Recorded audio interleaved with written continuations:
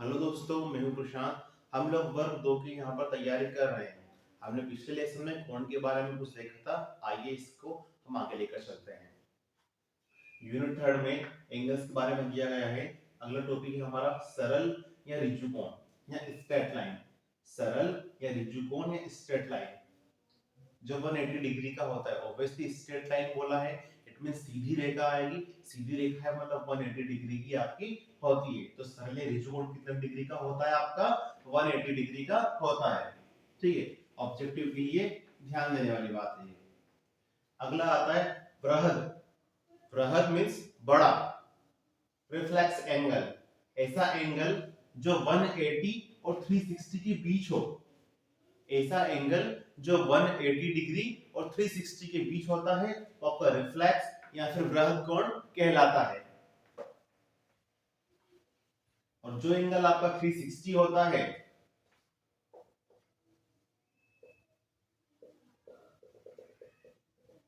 जो एंगल आपका 360 कहलाता है, 360 होता है, वो आपका संपूर्ण कोण या कॉम्प्लीमेंट्री एंगल आपका कहलाता है।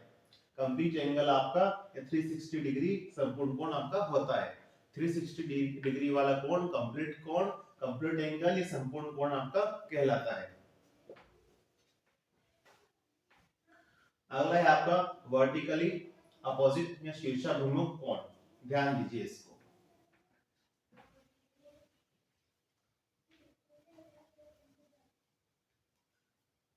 दो प्रतिच्छेदी रेखाएं ले लीजिए।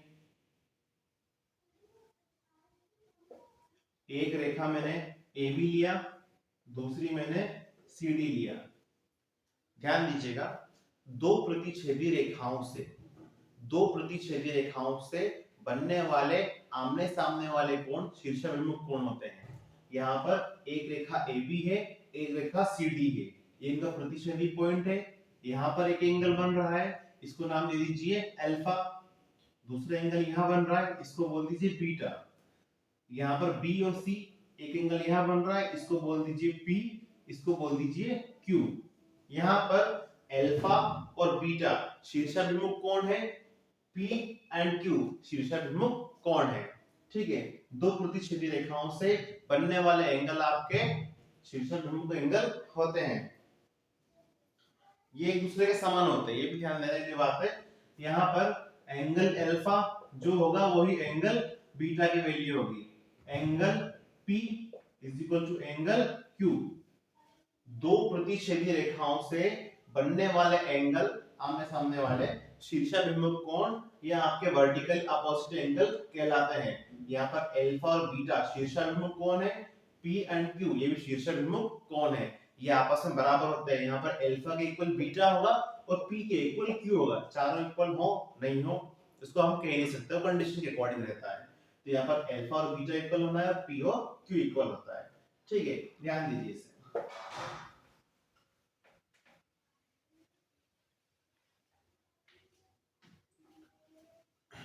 पूरक कोण, यदि दो कोणों का योग, पूरक कोण या कोटि पूरक कॉम्प्लीमेंट्री एंगल, यदि दो कोणों का योग 90 डिग्री हो। एक एंगल ले लेते हैं अल्फा, दूसरा एंगल ले लेते हैं हम लोग बीटा। यदि दो कोणों का योग 90 डिग्री हो तो वो आपके पूरक कोण या कोटि पूरक या कॉम्प्लीमेंट्री एंगल कहलाते हैं। इसको ध्यान दीजिएगा, इस पर ऑब्जेक्टिव बनता है एक। ठीक है, एक ऑब्जेक्टिव बताया था इसका।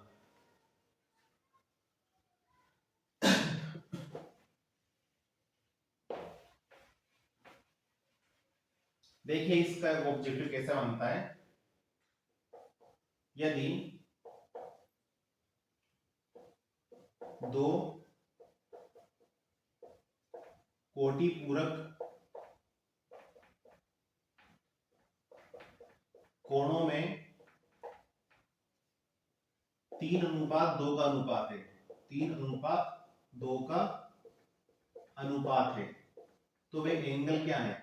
या फिर ऐसा बोल देगा, पहले तो ये बोल देगा वे एंगल कौन कौन से हैं, या दूसरा बोल देगा कि बड़ा एंगल बताइए, या फिर बोल सकता है छोटा एंगल बताइए। तो हम कैसे इसको निकालते हैं देखिए, ध्यान दीजिए। क्या प्रश्न में बोला है, दो कोटि पूरक। अब कोटि पूरक एंगल कैसे होते हैं, alpha plus beta is equal to 90 degree. हमने अभी डेफिनेशन में देखा कोटि पूरक कोण वो कहलाते हैं जिनके कोणों का योग 90 डिग्री होता है। अल्फा और बीटा दो कोण हैं जिनका सम कितना है, 90 डिग्री है। ठीक है, अब इसने क्या दे के रखा है, इन दोनों कोणों में 3:2 का अनुपात है, अल्फा और बीटा में कितने का अनुपात दे के रखा है, 3:2 का अनुपात है। तो जब ऐसा वैल्यू दे डायरेक्ट आप मान लीजिए अल्फा इज इक्वल टू, मान लीजिए, ध्यान दीजिए 3:2 है, इसको ले लीजिए अल्फा, इसको ले लीजिए बीटा। माना alpha is equal to 3x और beta is equal to 2x। Alpha की वैल्यू कितना मान लिया हम लोगों ने, 3x, और बीटा की वैल्यू मान लिया हमने 2x, क्योंकि इन दोनों एंगलों में 3:2 का अनुपात हमको दिया था। तो यहाँ पर अल्फा की वैल्यू 3x मान लेंगे, बीटा की वैल्यू 2x मान लेंगे। यहाँ पुट कीजिए, अल्फा की वैल्यू 3x, बीटा की वैल्यू 2x, 3x 2x, ये हो गया हमारा 5x, 5 से 90 को कैंसिल करा 18, x की वैल्यू आपके 18 आ गई, x की वैल्यू यहां पुट कर दीजिए। ध्यान दीजिए 3 into x, 3 into 18, x की वैल्यू 18 है, 18 into 3 54, 2 into x की वैल्यू पुट कीजिए 18 36। तो हमारे पास दो एंगल आ गए यहाँ पर, अल्फा की वैल्यू आ गई 54, बीटा की वैल्यू आ गई 36। तो दो एंगल हमारे पास 54 36 है। अगर आपको ऑब्जेक्टिव में दिखें इसको टिक कर दीजिए। अगर आपसे पूछे बड़ा एंगल कौन सा है तो हमारा बड़ा एंगल 54 डिग्री का है। अगर आपसे क्वेश्चन में पूछे कि छोटा एंगल कितने डिग्री का होगा तो 36 डिग्री का होगा। तो इस टाइप के इसमें आपको क्वेश्चन बनते हैं। एक कमेंट बॉक्स में आप बताइए आपको बताना है छोटा एंगल क्या होगा। ठीक है, यदि उनका अनुपात 4:5 में हो, यदि कोटिपूरक कोणों का अनुपात कितना हो, 4:5 हो, तो उसमें छोटा एंगल कितना डिग्री का होगा ये आपको बताना है। ठीक है,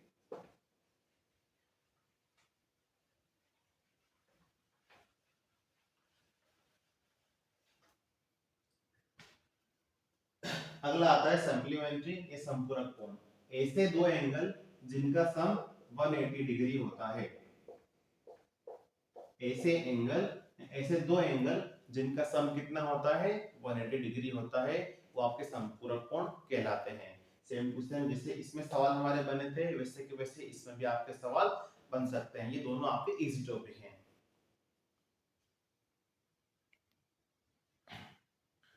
ठीक है, तो इसको ध्यान दीजिएगा, छोटा सा टॉपिक था जो आपको मैंने आई होप क्लियर कर दिया होगा। अगर इसमें कुछ आपको डाउट्स लगता है तो कमेंट बॉक्स में बता दीजिए। आप पूरी वीडियो को लगातार देखिए, एचडी क्वालिटी में देखिए तो आपको वीडियो पूरे साफ दिखेंगे। कुछ लोगों की शिकायत आ रही थी कि इसमें वीडियो जो है एचडी क्वालिटी, वीडियो जो है आपके साफ नहीं दिख रहे हैं, तो निवेदन आप इसको एचडी क्वालिटी में देखिए। अगर आपको हमारे वीडियो अच्छे लगते हैं तो चैनल को लाइक कीजिए, सब्सक्राइब कीजिए, शेयर कीजिए और हमारे साथ बने रहिए और वर्ग 2 की अच्छे से तैयारी कीजिए। ठीक है, थैंक यू।